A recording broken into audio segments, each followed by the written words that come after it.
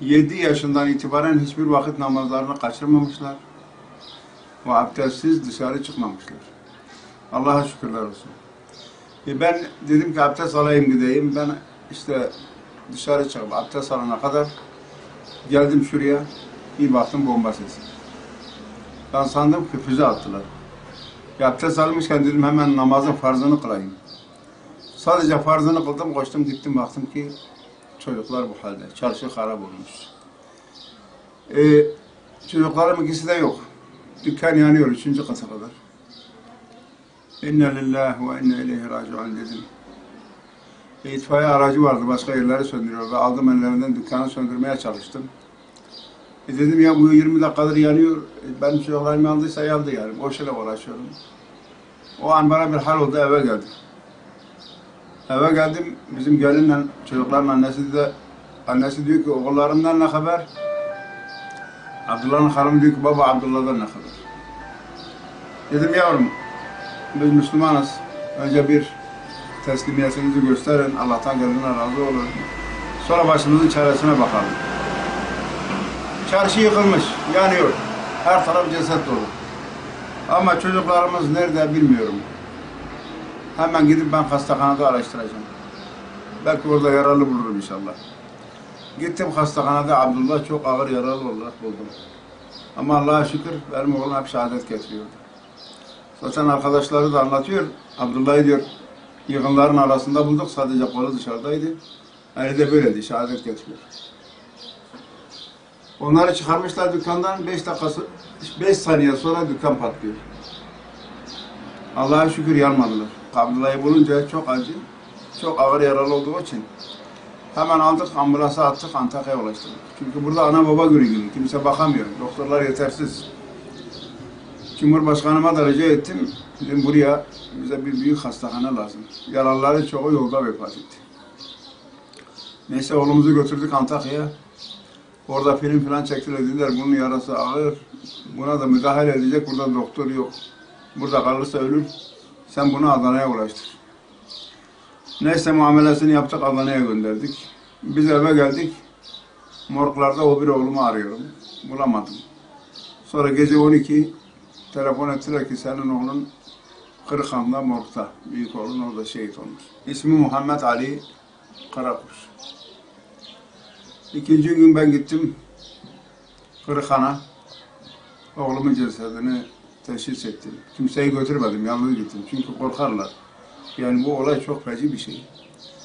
Gittim onu çıkarttım, onunla konuştum. Akşam ziyaretime gelmişti. Dedim oğlum nasıl bana öpücük vermeden gittin akşam? Ama Allah senden razı olsun ki beni şehit babası yaptı. Ben çok korkuyordum Rabbimden.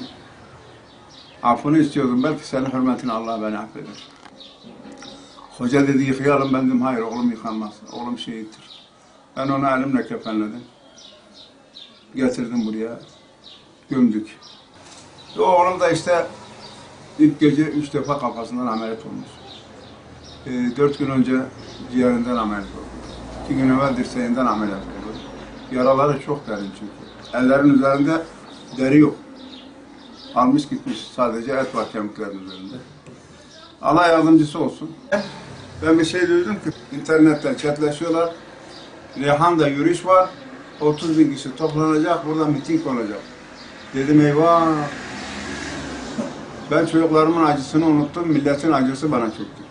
Dedim başka yavrular şehit olmasın. İster istemez elimde olmadan kalkıp konuşmaya başladım. Allah'ını seven dedim bu işe mani olsun.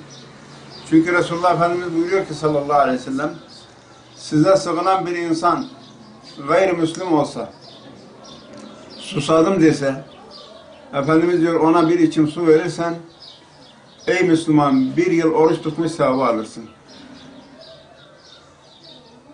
Ona bir lokma yemek yedirirsen bir hac sevabı alırsın. Böyle olduğu halde bu insanlar burada yürüyüş yapacak. Ne için yürüyüş yapacak? Bu hayır alamet değil, daha büyük fitneler olacak. Ve aldığım haberlere göre Suriye'de öldüremedikleri Müslümanları burada büyük bir fitne yapıp bomba fitnesiyle, bombadan sonra insanlar içi yanacak, bir de fitneciler tutmuşlar, para dağıtmışlar. Onlar da ya bu Suriyeliler yüzünden gençlere, cahillere intikam yemin ettirmişler. Biz bu Suriyelileri öldüreceğiz diye. Bu nedir? Kardeş kanı. Ben dedim ki arkadaşlar, Amerika'da 110 tane silah fabrikası var. Bunu sadece Orta Doğu'ya satıyor. Müslümanlara satıyor. Dünyanın hiçbir yerinde Hristiyan kanı akmıyor. Sadece her tarafta Müslüman kanı akıyor. Yani gayrimüslim de olsa, hangi dinden, hangi mezhepten olsa sana sorana Müslüman el kaldırmaz. Onları muhafaza etmek lazım. Ben diyorum bunlar Müslüman olmasa dahi hangi dinden, hangi ırktan, hangi mezhepten olsa biz onlara yardım etmek mecburiyetindeyiz. Çünkü buraya sığınmışlar. Adam boynuna eğmiş, sana geldim demiş. Sen de vurur musun? Bazı gençler dediler ya biz intikam emin etmiştik amca. Sen de o bize konuşulan anlatıların tersini anlatıyorsun. Dedim oğlum ben bu sözler benim sözüm değil ki. Bu Resulullah'ın sözü. Bu Allah'ın bize emri. Patlama olduğu esnasında niye Suriyeliler yoktu? Benim çocuğumu dükkandan çıkaran Suriyeliler idi. Bir Türk, bacımın oğlu, 2 tane de Suriyeli. Allah razı olsun. O gün çarşıda Suriyeli yoktu. Bak bunlar haberi vardı diyorlar, fitne grupları. Halbuki 3 gün önce kavga olmuştu. Suriyelilerin 30 tane arabasını parçalamışlardı. Adamları dövmüşlerdi. Adamlar korkularından evden dışarı çıkmıyorlardı. Ama patlama olduğunda yine ilk yetişen Suriyeliler. Onlardan da 5 tane şehit var. Birkaç tane kardeşimizi dövmüş. Onlara da biz gençlerimizi gönderdik. Anlayışlı insanları gönderdik. Ne söyleyeceklerini talim ettik. Ve gittiler. O Suriyelileri döven kardeşlerimize nasihat ettiler. Onlar ağladılar, pişman oldular. Tekrar gidip o Suriyeli kardeşlerimizle barıştılar. Helallik dilediler.